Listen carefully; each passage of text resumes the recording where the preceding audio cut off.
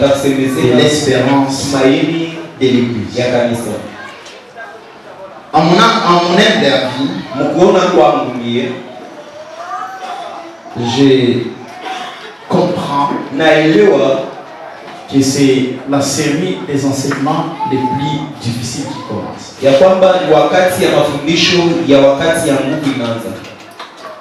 L'enseignement qui a provoqué beaucoup de contradictions.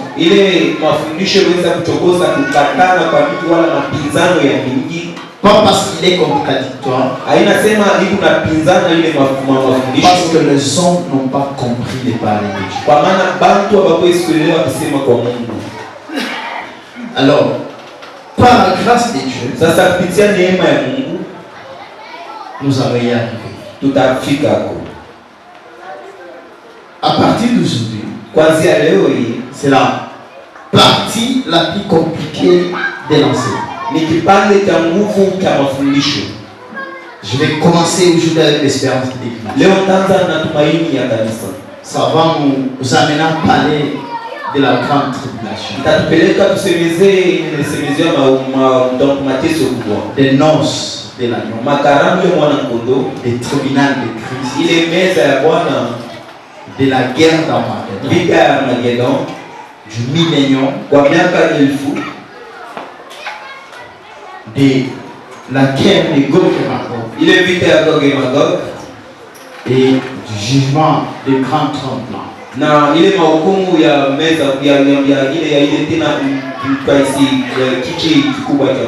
la demeure finale ou éternelle de l'Église, et de la destinée finale des méchants. À partir d'aujourd'hui, les enseignements les plus difficiles. C'est pourquoi je veux vous demander de ne pas rater les dimanches qui suivent et de faire le mien pour vous abonner sur YouTube, pour réauditionner ces choses. La répétition est la mère des sciences. Il y a des choses personnellement, pasteur, pour les comprendre bien. Il m'a pris du temps. Relire pour arriver à comprendre. Prier, chercher l'orientation de Dieu, la lumière du Saint-Esprit, pour arriver à comprendre ça. Surtout parce que je veux parler de la grande tribulation et la guerre d'Armageddon, du millénium, et ce qui va suivre. Ce sont des enseignements compliqués, rendus compliqués par les hommes qui n'ont pas voulu comprendre les paroles. Allons tout droit au but, parlons d'abord aujourd'hui de l'espérance de l'Église. 1 Corinthiens chapitre 15, le verset 17 à 20. Aujourd'hui, vraiment, je vais donner beaucoup des Écritures parce que c'est un enseignement qui demande les supports bibliques. Cet enseignement m'oblige de comme commentaire de moi-même. Mais laissez parler les Écritures pour la bonne compréhension et pour que la vie soit communiquée. 1 Corinthiens chapitre 15 verset 17 à 23. Nous lisons au nom de Jésus.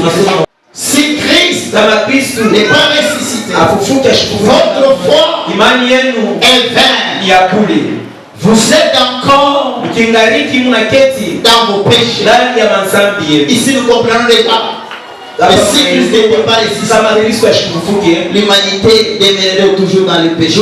Et par conséquent, aussi ceux qui sont morts en Christ sont perdus. Pour dire, si Christ n'était pas ressuscité, même les morts en Christ devraient être perdus. Si c'est dans cette cette vie que nous espérons en Christ, nous sommes le plus malheureux de tous les hommes. Je vais revenir là. Je vais que mon interprète pour qu'on puisse pas parler. Il est même le socle de l'enseignement du jour.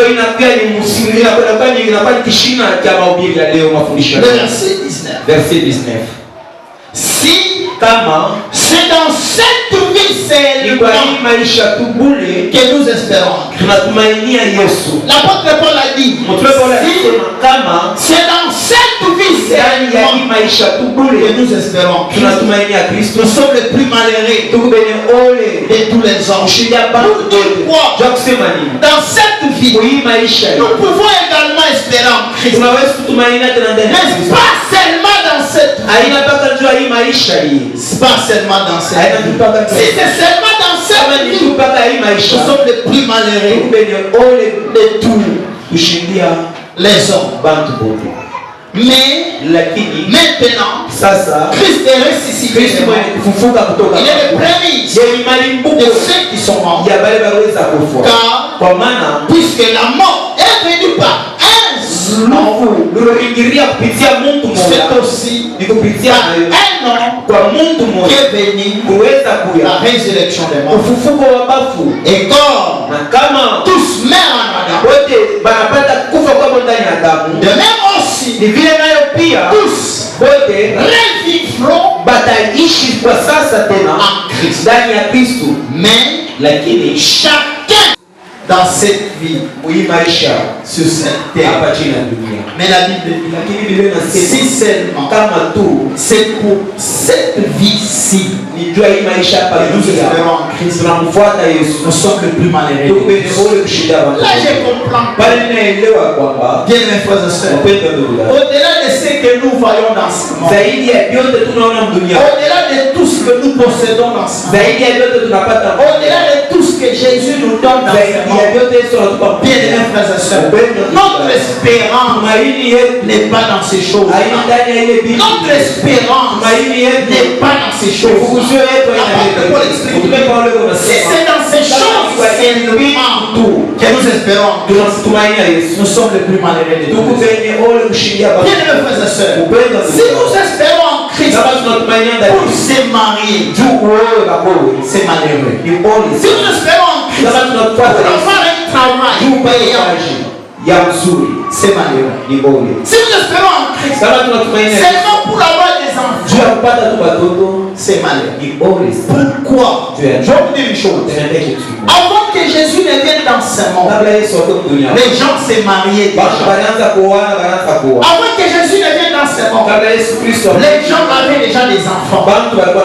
Avant que Jésus ne vienne dans ce monde, il a trouvé Matthieu qui était un péager.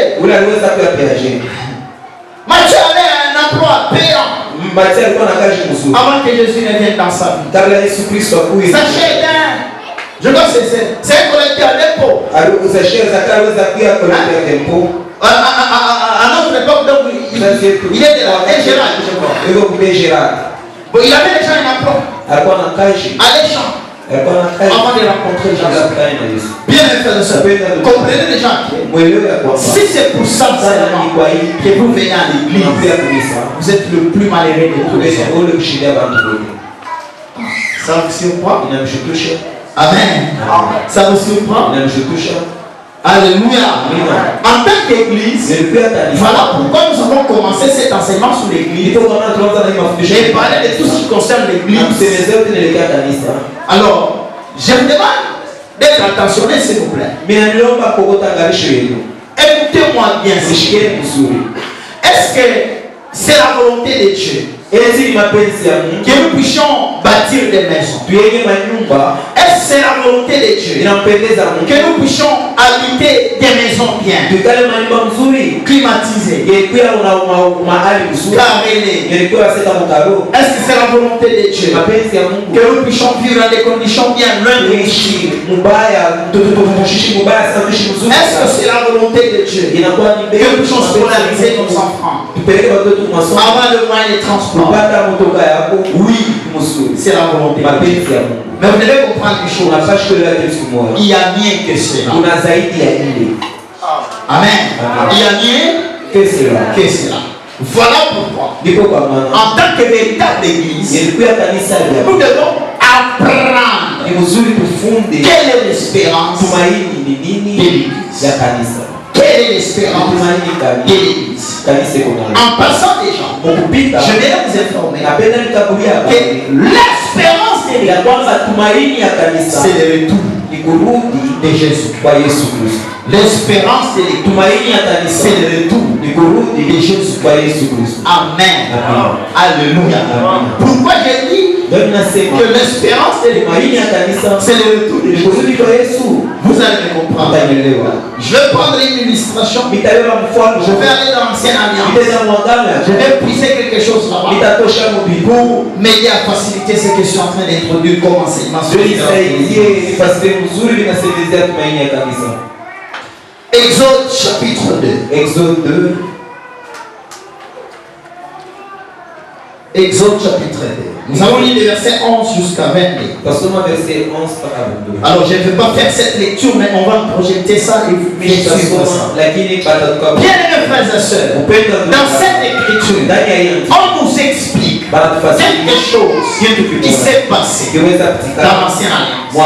Tu peux te dire, pasteur, tu nous parles de l'espérance de l'église, mais comment tu nous ramènes dans l'Ancien Testament? Comment tu nous ramènes dans Exode? Et tu viens nous parler de Moïse pendant que tu nous parles de l'espérance de l'église. Qu'est-ce que tu veux nous faire voir? Bien, Hébreux chapitre 10. La Bible dit que l'ancienne alliance est l'ombre des choses à venir. La réalité est en Christ Jésus. Alors, parler de Moïse, c'est parler de Jésus. Pourquoi? Parce que Moïse était l'ombre des choses à venir. Moïse était l'ombre de Jésus. Le véritable Moïse, c'est Jésus-Christ. C'est pourquoi Moïse, parce qu'il pouvait prophétiser, il a fini par vous susciter un autre prophète comme moi. Écoutez, et les prophètes de Moïse avaient c'était Jésus. Amen. Alors, je vais prendre cette illustration. C'est type, cette ombre, c'est d'abord de l'ancienne alliance pour expliquer la réalité de la vie de l'église aujourd'hui. Moïse va quitter le palais royal habillé comme un prince égyptien et il va visiter ses frères. Lorsqu'il arrive, il trouve ses frères qui étaient maltraités par les Égyptiens. Alors Moïse va frapper l'Égyptien qui maltraitait les Hébreux. Il va les tuer et il va les cacher dans les sables. Là, j'attire votre attention. Ici, les Moïse qui était hébreu, mais il s'est fait égyptien. Qui était hébreu, il a été instruit comme un égyptien. Et il était habillé comme un égyptien. Lorsqu'il descend vers ses frères, les hébreux, il était comme un égyptien. Là, nous comprenons quelque chose. Moïse était hébreu, mais dehors, il était égyptien. Maintenant, il trouve l'Égyptien qui frappe l'hébreu. Alors, il tue l'Égyptien, il sauve l'hébreu. L'acte qu'il a fait, celui qui a écrit l'épître aux Hébreux, il explique, il dit, Moïse s'attendait à ses frères comprennent la délivrance était accordée par lui. Mais ils n'ont pas compris ça. Bien aimé, lorsqu'il rentre dans le palais, il revient le lendemain. Il trouve maintenant les Hébreux qui se battaient entre eux. Qu'est-ce que Moïse fait? Il fait les départager. Il fait les aider à les passer. Mais l'un des Hébreux va refuser refuser l'aide de Moïse. Ils vont dire à Moïse, qui t'a établi juge entre nous? Qui t'a établi chef entre nous? Qui t'a établi sauveur, rédempteur entre nous? Il va repousser Moïse. Et pas seulement le repousser, et lui dire, mais tu veux me tuer comme tu as tué l'Hébreu. C'est l'Égyptien.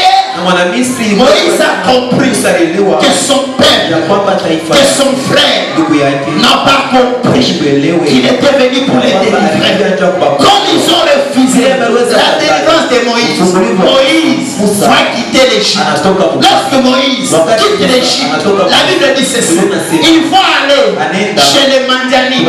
Lorsqu'il arrive chez les Madianites, il n'est pas entré directement. On les maltraitait, pas les bergers. Mais lorsque Moïse arrive, Moïse prend leur défense. Moïse puise pour eux de l'eau. Moïse les favorise à rentrer vite. Lorsqu'elle rentre vite à la maison, leur père surpris. Je vois qu'en ce jour, ces filles sont rentrées plus tôt. Et oh, il a fait des choses surprises. Alors son père dit, qu'est-ce qui s'est passé? Comment êtes-vous rentré si vite comme ça? Et les filles ont dit, nous avons rencontré un Égyptien qui nous a délivrés de la main de berger et qui a puisé pour nous. Amen. Et le père va poser la question. Mais où est cet Égyptien? Les filles vont dire, il est resté, mais le père va leur donner des conseils.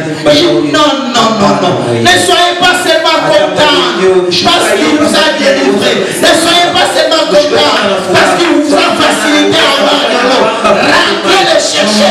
Il doit rester avec vous. Pourquoi le père donnait ces conseils? Les pères savaient ce que les filles ne savaient pas. Dans la tête du père, cet homme n'était pas venu seulement pour délivrer, seulement pour donner de l'eau. Mais cet homme était venu pour épouser Séphora.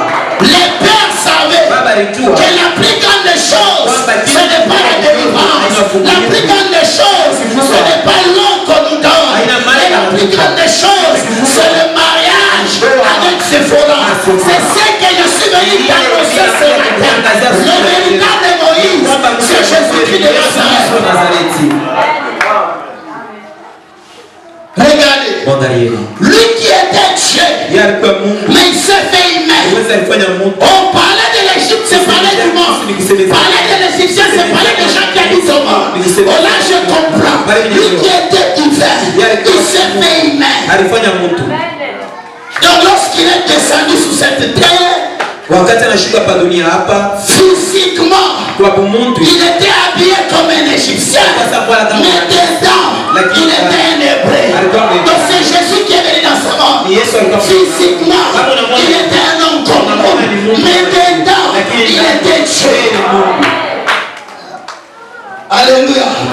Mais regardez, lorsqu'il arrive chez les Hébreux, pour les aider, les aider n'ont pas compris. Ils l'ont repoussé. C'est ce qui s'est passé avec Israël. Jésus est venu chez les siens. Il est dans Jean chapitre 1. Jésus est venu chez les siens. Les siens ne l'ont pas reconnu. Les siens ne l'ont pas reçu. Mais à tous celui qui croit en lui, à tous celui qui le reçoit, il lui donne le pouvoir de devenir enfant de Dieu. Vous êtes là. Il part chez les Madianites. Lorsqu'il arrive chez les Madianites, il trouve les filles de Jéthro. Regardez ce qui s'est passé. Les filles de Jéthro étaient combien? 7 filles. Pourquoi Jéthro n'avait pas 6? 5. 3 filles. C'est massé. Le langage biblique est inspiré de Dieu. Le chiffre 7 parle de la totalité, de la perfection, de la chose dans son accomplissement parfait. Maintenant, regardez ce qui s'est passé. Moïse arrive et rencontre les filles d'Égypte qui étaient malmenées par les bergers. Il prend leur défense. Il les aide à puiser et elle rentre vite vers leur père. Qu'est-ce que vous comprenez? Vous comprenez une chose. Lorsque Jésus entre dans la vie d'une personne, la première des choses, Jésus te délivre d'abord des bergers. Jésus te délivre d'abord des bergers.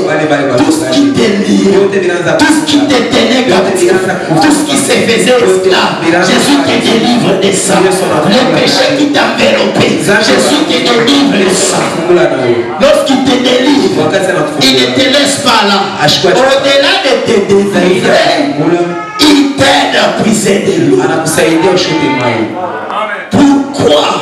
Pour que tu ne traînes plus au puits, pour que tu rentres vite, pour que ceux-là qui sont restés là remarquent que quelque chose s'est passé dans ta vie. Oh, je suis venu prophétiser à quelqu'un ce matin. Les choses qui ont mis longtemps dans ta vie, désormais, Jésus va donner une accélération à ces choses, pour que ces choses arrivent, pour que ces choses arrivent. Les choses qui t'ont pris 10 ans, les choses qui t'ont pris 7 ans, cette année, tu verras ces choses s'accomplir. Pourquoi?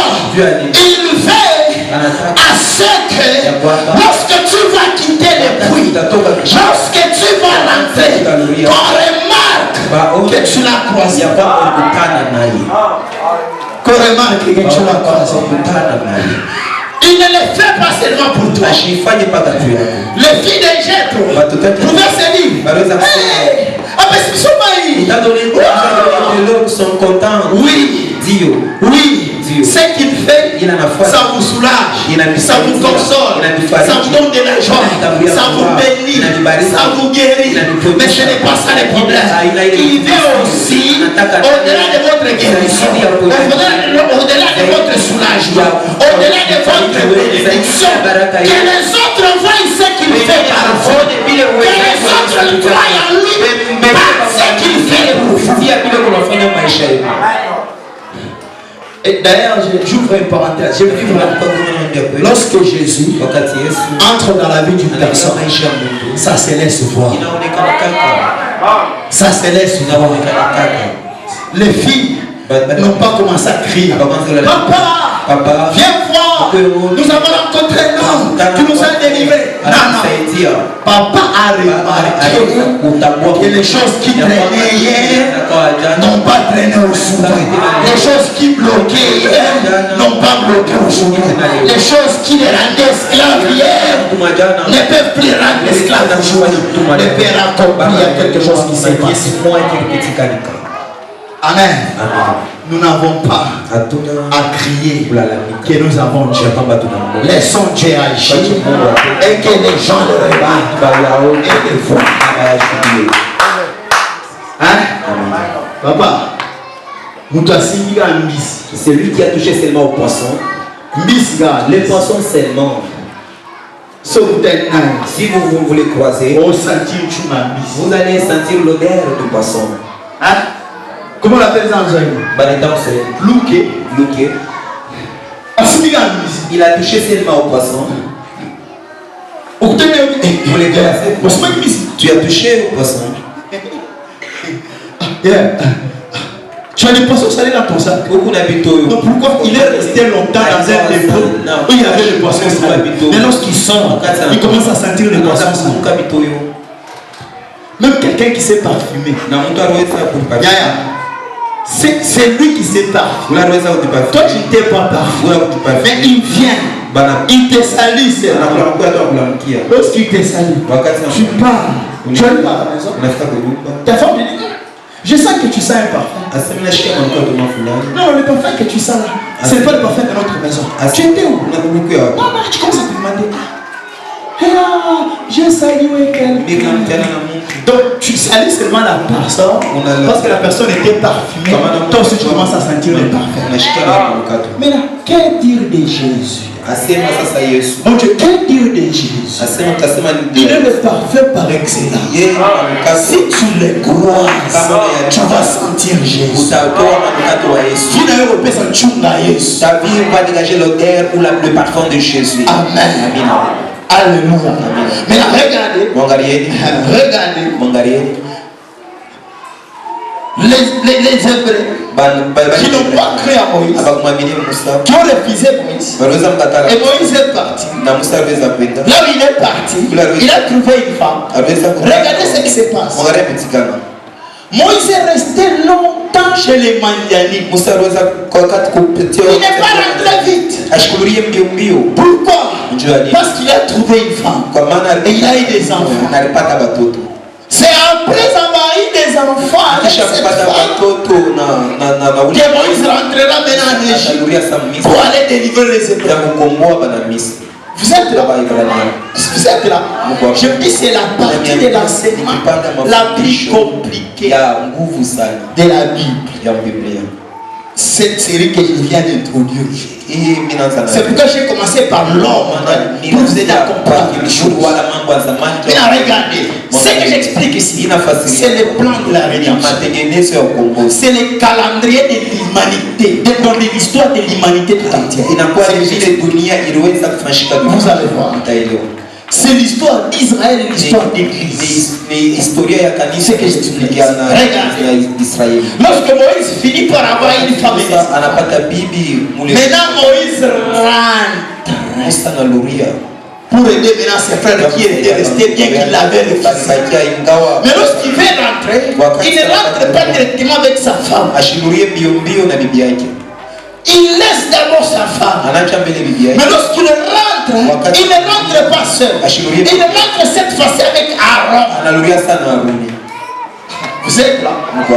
Alors lorsqu'il rentre avec Aaron, il ne faut pas voir tout Israël. Pourquoi? Parce que tout Israël avait déjà refusé. Mais lorsqu'il rentre, il convoque d'abord les anciens d'Israël. Il parle d'abord avec les anciens d'Israël. Les anciens d'Israël sont les premiers à croire d'abord à Moïse, à accepter d'abord Moïse.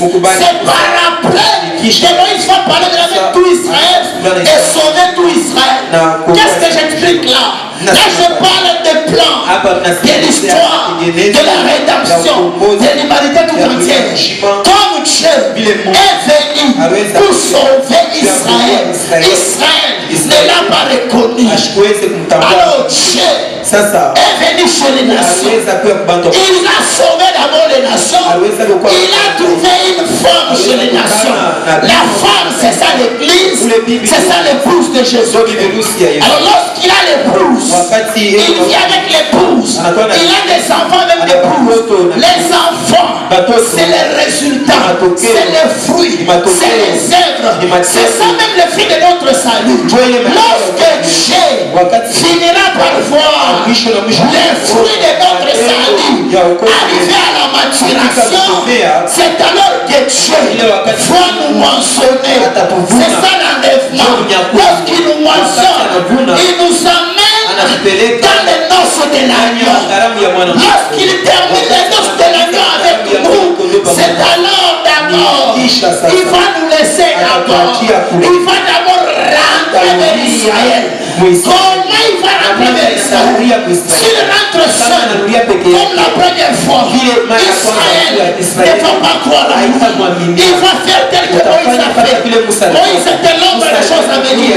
La réalité est en Christ. Qu'est-ce qu'il va faire? Il ne va pas venir seul. Parce que lorsqu'il était venu seul, Israël n'a pas cru. Cette fois-ci, il viendra à Dieu. C'est ça, Apocalypse chapitre 11.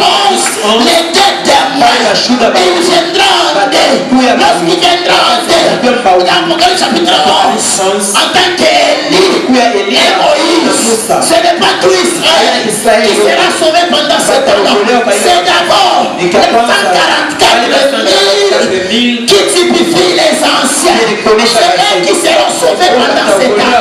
C'est après les 144 000, après la grande tribulation, que Jésus viendra maintenant pour tout Israël lors de la guerre regard. Amen. Vous êtes là. Vous êtes perdus. Je vous ai averti que c'est la partie la plus difficile des enseignements ici. Amen. Alors il nous place dans l'enlèvement, dans les noces de l'agneau. C'est ça Moïse qui laisse d'abord le fort là. Vous voyez? Et puis il ne va pas seul. Il prend son frère Aaron. Là Jésus qui en tant qu'Élie et Moïse, selon Apocalypse chapitre 11, les deux témoins, vous êtes là. Et lorsqu'il rentre, d'abord c'est les anciens d'Israël, les 144 000. Et après les 144 000, il viendra de tout Israël. Mais avant que tout Israël, lorsqu'il vient avec tout Israël n'entrera pas dans la terre promise seul.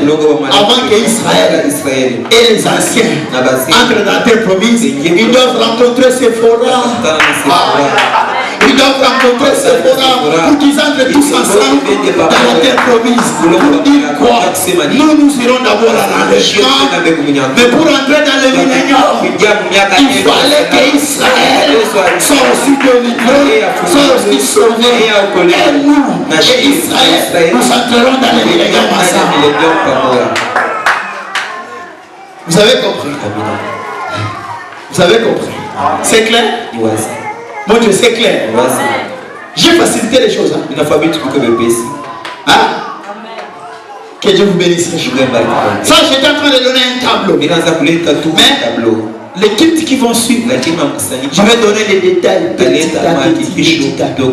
Rentrons sous l'espérance de l'église. C'est une espérance. Ça veut dire quoi? Ça veut dire ceci. Bien une fois de ça. Donnez que nous dans ce monde. Même si nous avons des difficultés, même si nous avons des maladies, même si nous avons perdu un être cher, savoir et croire que Jésus revient au prendre, ça nous réconforte. Ça nous réconforte. Lorsque je perds un être cher, si cet être je me dis, je vais le voir lorsque Jésus vient. Amen. Alléluia. Lorsque le travail ne marche pas, lorsque les difficultés m'encadrent, lorsque je réalise qu'un jour, je vais quitter ce corps et je revêtirai le corps de gloire, c'est la réconfort. C'est la réconfort. Je peux être malade.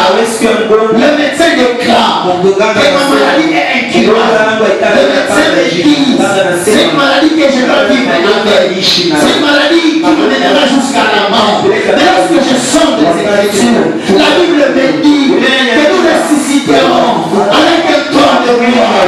C'est la méfortune. Amen. C'est une espérance bienheureuse qui nous réconforte et qui est vivante. Qui est vivante. Elle est vivante.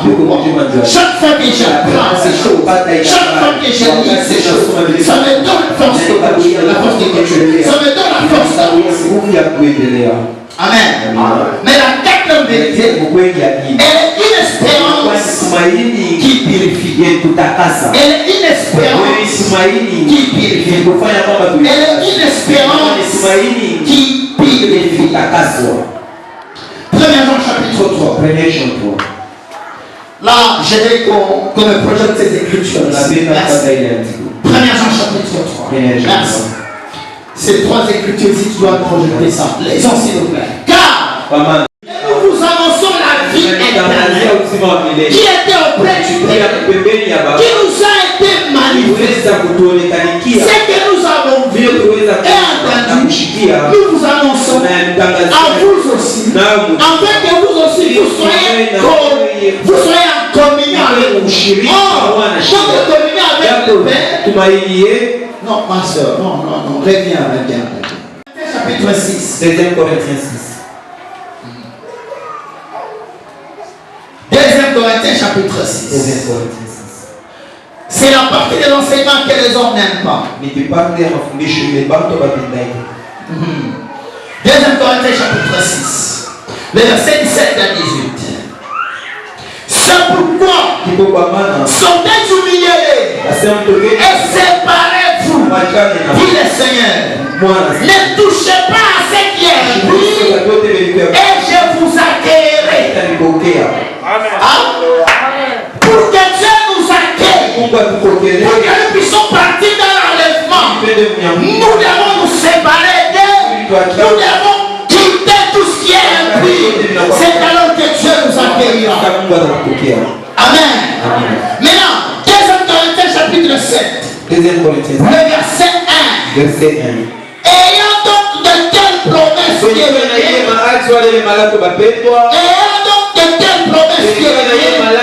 purifions-nous de toute souillure de la chair et de l'esprit, en achevant notre sanctification dans la crainte de Dieu. Amen. Amen. Oh, c'est un enseignement qui a dormi. Je m'attendais à ça. C'est un enseignement où il n'y a pas beaucoup de amens. Amen.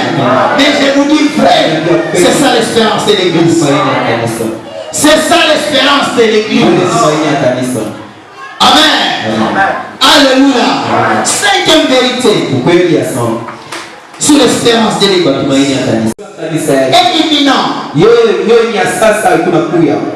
Éminent. Donc, elle a un caractère d'urgence. Et c'est pour bientôt. Amen. Là, on ne va pas lire. Vous pouvez écrire Matthieu chapitre 24, le verset 42. Matthieu chapitre 24, le verset 42.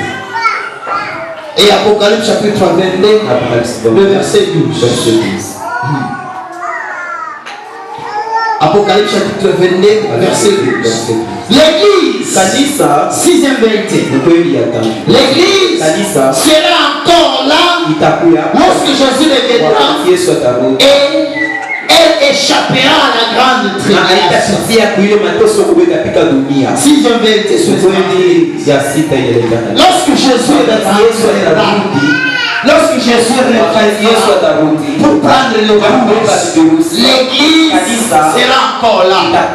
Et l'église échappera à la grande tribulation.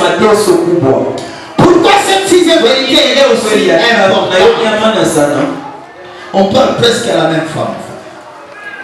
Pourquoi cette vérité de l'église elle est aussi importante? Écoutez-moi bien. Écoutez-moi. Il y a ceux qui croient que l'église a été détruite, que l'église a été perdue, que l'église a plongé dans les ténèbres. Il faut que d'autres personnes viennent pour ressusciter cette église, pour sortir cette église là où elle était. Mon frère, l'église de Jésus ne connaîtra jamais de ténèbres. L'église de Jésus ne sera jamais détruite par quelqu'un. L'église de Jésus, depuis que Jésus l'a construite, cette église tient et elle tiendra jusqu'au retour du Seigneur. Elle a dit, je bâtirai mon église sur cette pierre, sous ces robes, et les portes de ces jours de mort ne prétendront point contre elle. Il n'y a aucune puissance au monde qui peut détruire l'église. Il n'y a aucune force au monde qui peut détruire l'église. Je vous dis, frère, l'église peut être persécutée. Les membres de l'église peuvent être tués, mais l'église ne sera jamais détruite. Amen. Je vous dis, frère, l'église ne fermera jamais ses portes pour ne plus exister. Quels que soient les combats, quelles que soient les difficultés, l'église triomphe toujours. Elle tiendra jusqu'à ce que Jésus rentre. Lorsque Jésus viendra pour prendre l'église, elle trouvera l'église. Écoutez-moi bien. Et Jésus viendra prendre l'église avant la grande tribulation. Il y a de faux enseignements, de fausses doctrines, qui disent aux gens que l'église doit passer par la grande tribulation pour être purifiée. Non, l'église ne sera pas purifiée par la grande tribulation. L'église est purifiée par la parole. Vous êtes là. L'église est purifiée par la parole. L'église n'a pas besoin de la grande tribulation pour être purifiée. L'église ne passera pas par la grande tribulation. Attends, je vous donne une preuve. Je crois que c'est Apocalypse chapitre 3 verset 10. On peut balancer cette écriture. Apocalypse chapitre 3 verset 10. La parole de la persévérance au monde. Je te garderai aussi à l'heure de la tentation qui va venir sous le monde entier pour éprouver les habitants de la terre. Quelle est cette tentation qui peut toucher le monde entier? Quelle est cette tentation qui va toucher tous les habitants de la terre? C'est la grande tribulation. Il n'y a pas une tentation qui peut toucher le monde entier. Il n'y a pas une tentation qui peut toucher tous les habitants de la terre. À part la grande tribulation. Mais Dieu dit, parce que tu as gardé ma parole, moi aussi, je vais te garder pendant ce jour-là. Ça veut dire quoi? Je vais t'épargner à ces jours-là. Je vais t'épargner à ces jours-là. Même dans l'Ancien Testament, il y a beaucoup d'exemples, beaucoup de types qui parlent de cette vérité. Par exemple, regardez ce qui s'est passé avec un homme. Qu'est-ce que le Bible est en train de dire? Un homme marcha avec Dieu et il ne vit plus. Pourquoi? Parce que Dieu est là. Parce que Dieu est là. Amen. Alléluia. Mais regardez ce qui s'est passé. Après l'enlèvement d'Enoch, qu'est-ce qui a suivi? La pluie avec les déluges. Avant que la pluie, avant que les déluges n'arrivent, Enoch doit partir d'abord. L'église doit partir avant la grande tribulation. Pendant le confinement, je disais aux gens, ne craignez rien. Tous ces prophètes qui parlent de la fin du monde, ils ne comprennent pas les Écritures. Coronavirus, c'est pas ça la grande tribulation.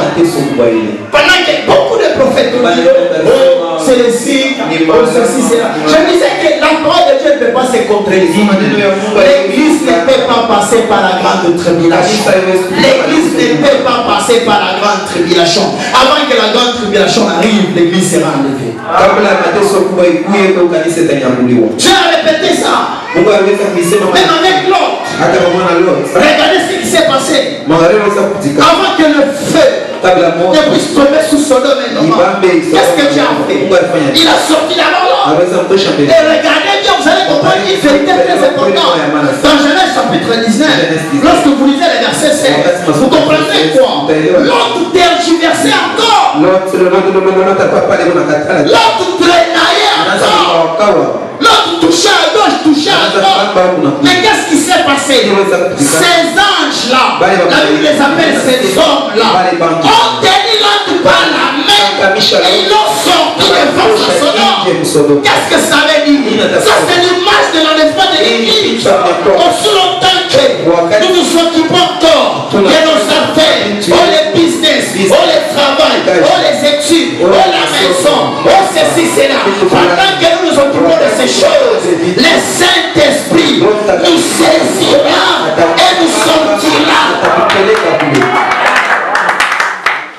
Alléluia. Avant que la grande tribulation arrive, l'église sera. Amen. Alléluia. C'est là ma main. C'est là ma main. À parler des choses très importantes. Je vais vite aujourd'hui. Oui, je vais terminer cette histoire. Pour peut-être par la grâce de Dieu, parler sous les noces de l'agneau et du et les tribunaux de Christ. Le tribunal de Christ, qui est différent du jugement des grands trônes blancs. Je vais donner ces détails. Alors, le pourquoi de l'enlèvement et qu'est-ce qui se passera les jours de l'enlèvement. Le pourquoi de l'enlèvement. Pour que l'église reste toujours avec lui. Jésus viendra prendre sur l'église. Pour que l'église reste toujours avec lui. Là, c'est Jean chapitre 14, verset 3 qui explique. Il dit, je m'en vais préparer une place. Lorsque j'aurai fini, je reviendrai à vous. Je vous prendrai pour que vous soyez toujours là où je suis. Jean chapitre 14, verset 3. Amen. Pourquoi tu viens à l'église? Pourquoi tu viens à l'église?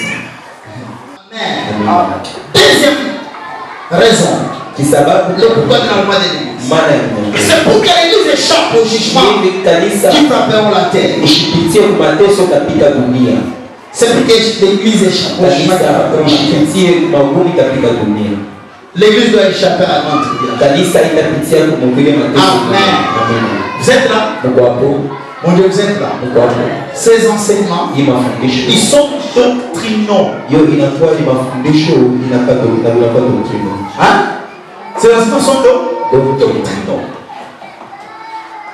Bien que ça ne fait pas du bien, bien que ça ne réjouit pas certains, mais ces enseignements sont vitaux.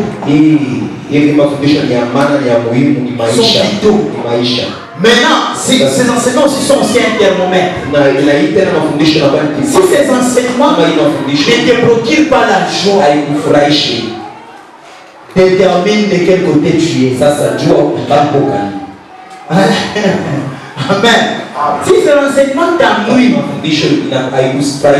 ne crée pas de la joie en toi. Ne suscite pas de l'espérance en toi.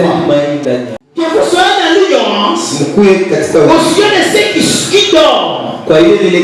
Attends, ceux qui dorment, c'est qui? Ceux qui sont morts.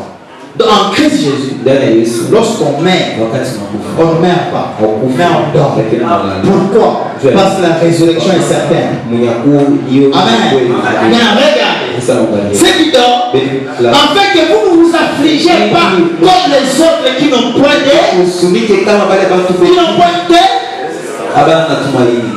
Bien aimés frères et sœurs, ça doit nous aider à comprendre.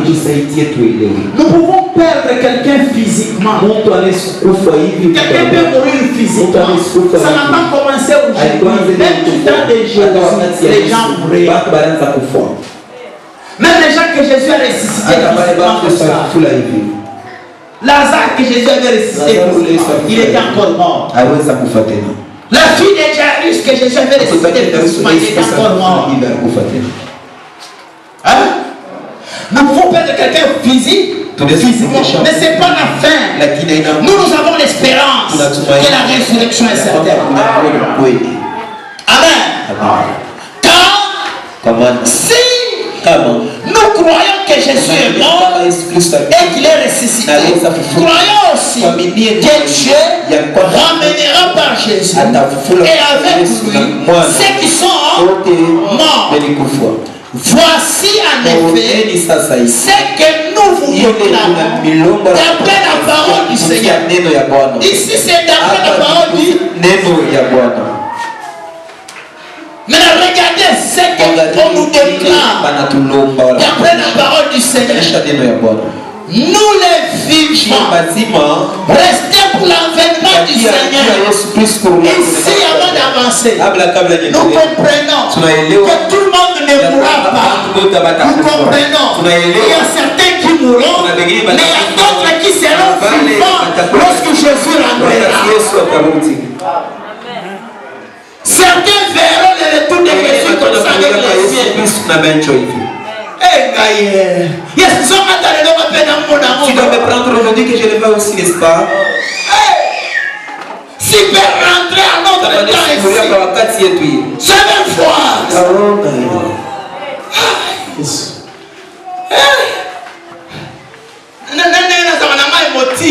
Vile tumekalaka wa kuchamuka sana ile furaha kuona. Nikala kuchamuka mshikiwe vile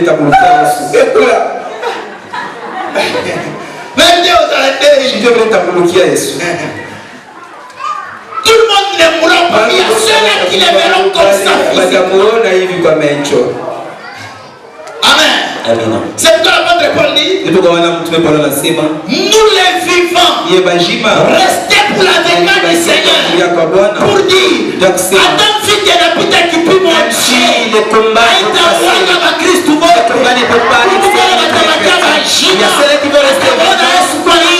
Jésus-Christ physiquement comme ça.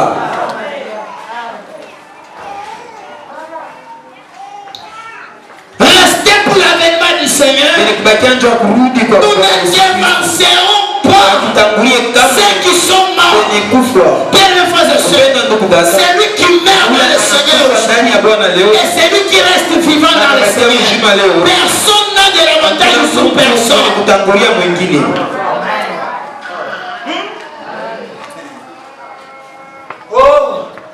Moi je n'aime pas cette forme de reconnaissance là. Moi je n'aime pas cette forme d'adoration là.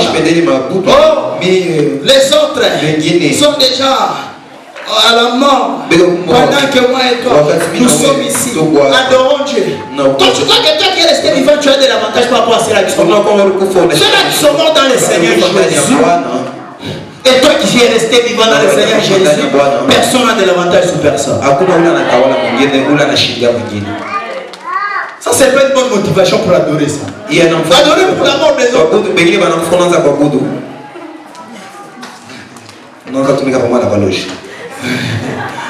Nous ne défenserons pas ceux qui sont morts. Car le Seigneur lui-même, là je commence à expliquer ce qui va se passer le jour de l'enlèvement. Car le Seigneur lui-même, a un signal d'eau et à la voix d'un archange et au son des descendra.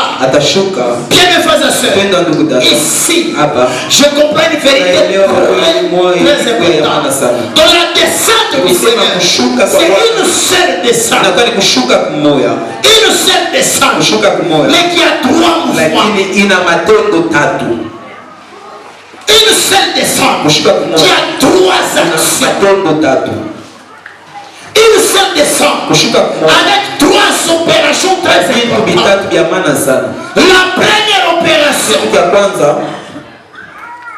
La première opération, c'est le signal donné. Le signal donné. Ça c'est une opération à part entière. La deuxième opération, c'est la voix d'un archange. Et la troisième opération, c'est le son de la trompette. Trois choses. Trois opérations différentes avec des conséquences différentes. Je m'explique.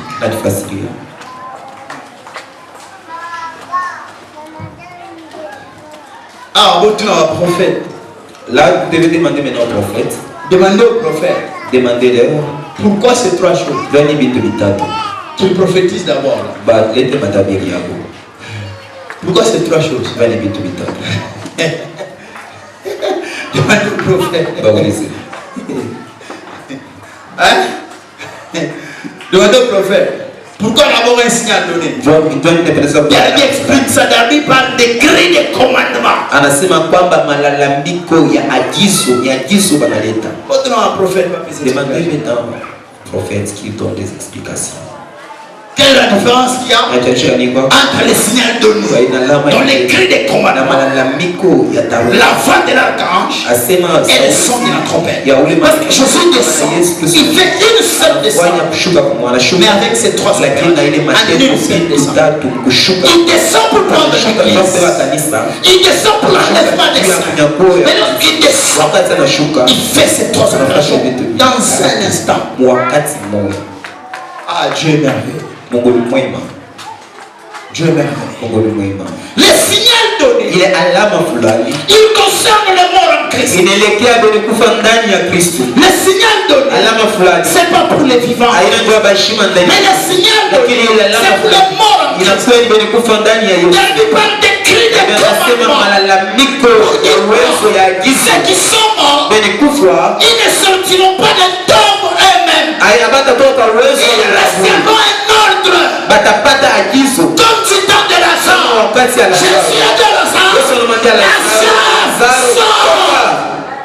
ressortir. Même ce jour-là, lorsque Jésus viendra, mais en espérance, la mission est là. Notre espérance est là.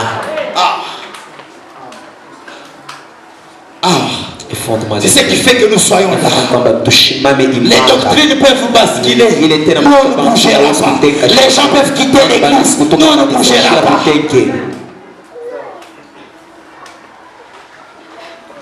Parce que notre espérance est là.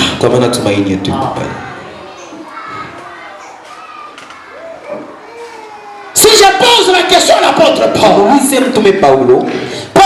pourquoi après le signal donné ne vient pas le son de la trompette, mais vient d'abord la voix de la grande?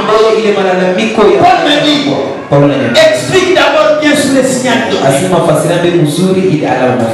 Parce que le signal donné, c'est écrit des commandements. Même dans l'armée, quelques phrases à ce point, à l'auditoire militaire, vous ne trouverez jamais les civils en train d'être jugés là-bas. Si vous trouvez un civil jugé à l'auditoire militaire, donc on l'a trouvé avec une arme.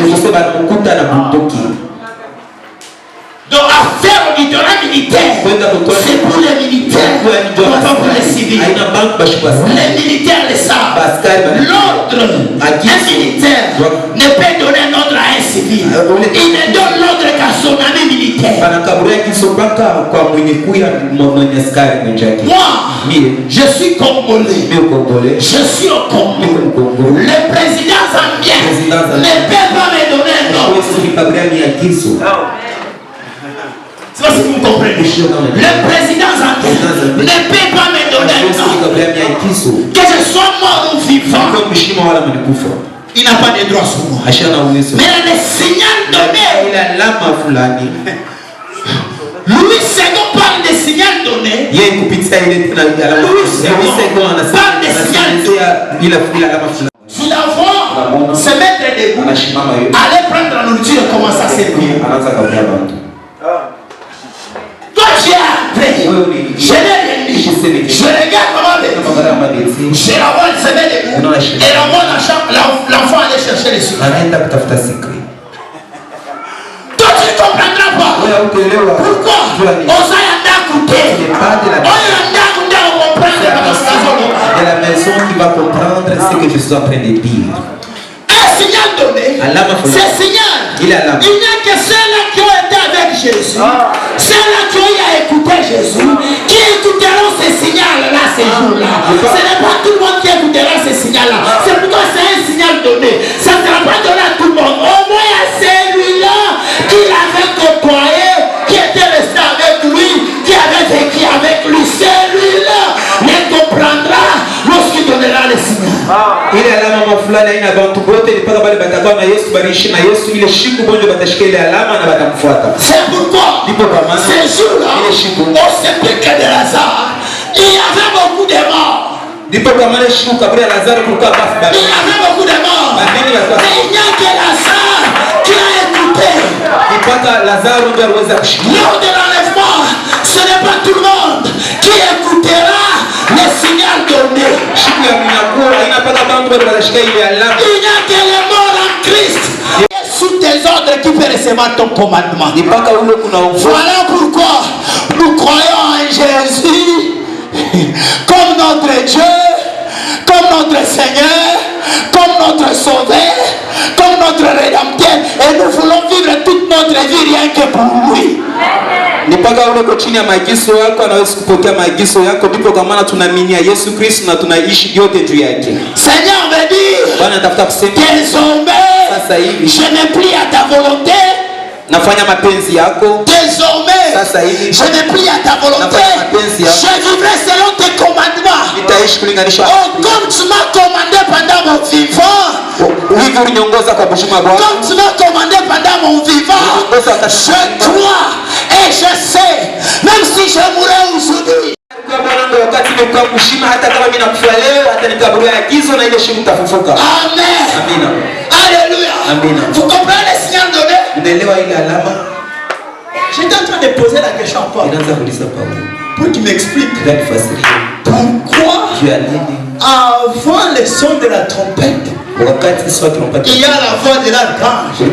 Mais il m'a dit explique d'abord les signes. Maintenant je lui repose la question. Toi l'explique-moi. Pourquoi la voix de l'archange avant le son de la trompette? Paul me dit ceci. Parce que le son de la trompette concerne le vivant en Christ. Concerne le vivant en Christ. Parce que le son de la trompette fera à ce que le vivant en Christ soit transformé pour se revêtir un autre corps. Mais si la voix de l'archange ne précède pas cette opération, peut être perturbée. Voilà pourquoi il faut que la voix de l'archange puisse se précéder d'abord. Pourquoi la voix de l'archange précède? Apocalypse chapitre 12. Pourquoi la voix de l'archange précède? Apocalypse chapitre 12. Je vous ai dit, nous sommes en train d'entrer dans une partie des enseignements très compliqués. Alors là, il faut que les écritures pour expliquer ces choses. Amen. Amen. Si vous avez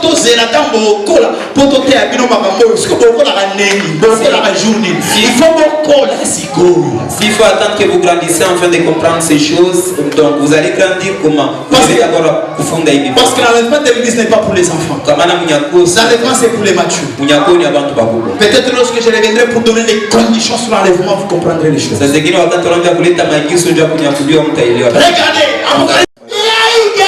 dans le ciel, Michel c'est ça l'archange. Michel et ses anges combattent contre les dragons. Ici, posez-vous la question de savoir qui est archange, qui est Michel, pour qu'il puisse avoir ses anges. Il faut comprendre le langage biblique. On parle de qui? Michel est qui? Hein? Mais là, qui est Michel pour qu'il puisse avoir aussi ses anges? S'il est un ange, comment il peut avoir ses anges? Là, vous comprenez que lorsqu'on parle de Michael, lorsqu'on parle de l'archange, on parle de Jésus-Christ lui-même. C'est clair? C'est pourquoi lorsqu'il viendra avec la voix de l'archange. Parce qu'il est archange. On l'appelle défenseur du peuple de Dieu. Combattant. Amen. Alléluia. Maintenant regardez. Il combattit contre qui? Contre qui? Qui est le dragon? Les diables, les serpents anciens. Pourquoi on l'appelle serpent ancien? Parce que c'est lui qui avait fait tomber Adam. On a besoin de rappeler qu'ils sont combat et les camps dans le jardin d'Éden. Ne fut plus trouvé où? Au ciel. Ne fut plus trouvé où? Coucou Bantou, moi, Balanzo lui disait ma question. Il y a celle qui m'a posé des questions. Comment si tu es tout puissant, mais comment on a déjà Shaitan? Comment il laisse les diables? Les diables vont aussi. Si tu lis Job, lorsque là où j'ai été, c'est là où aussi les diables. Oui. Pendant que nous parlons avec vous, le diable il est libre de circuler au ciel. Il est libre d'entrer même ici. C'est pourquoi il était même physiquement dans l'église de Jésus. Jésus physiquement pour sa pasteur avec les disciples, trésorier et diable à continental. Nous ne serons plus, nous sommes pas. Amen. Alléluia. Puisque pourquoi? Les gens seront surpris. Les gens seront surpris. Ces jours-là, ça sera terrible. Beaucoup de gens se posent les questions. Pourquoi on dit? On connaît ni les jours. Maintenant, s'il vient la nuit, comment ça va se passer? Maintenant, c'est là qui seront les robes. Quels seront leurs sorts?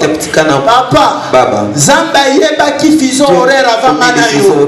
Avant moi et toi. C'est pourquoi Jésus, pendant qu'il parlait, il a donné toutes les hypothèses. Il dit, 2 femmes en train de piler leur manioc. Là, c'est un camina. Et il dit, 2 hommes sous les lits. Là, c'est à New York. Pendant qu'il y a un camina, on pile les manioc. À New York, c'est la nuit. Aïe, aïe, aïe, est-ce que c'est pas la qualité? Pour les autres, ça sera la nuit. Merci Jésus. Bamususu oza bazokende na ekole na ntongo bamususu baza 12 ans baza kolia bamususu baza na maternité azomota bamususu bazobeni bango na église bazobeni bango na église basukisiaka paster ake sikoyo Maria Tala amonika voile osi asante oya Kigali osala mariage nana préparons-nous parce que l'enlèvement est sélectif préparons-nous l'enlèvement est sélectif préparons-nous papa tu peux rester ta femme va partir papa tu peux rester les enfants vont partir préparons-nous vous enfants rebelles vous enfants déçus vous enfants qui n'écoutez pas vos parents préparez-vous vous pouvez rester les parents vont partir nous devons nous préparer au retour de Jésus c'est ça la bienheureuse espérance c'est ça l'espérance de l'église c'est ça la bienheureuse espérance c'est ça l'espérance que l'église que Dieu vous bénisse.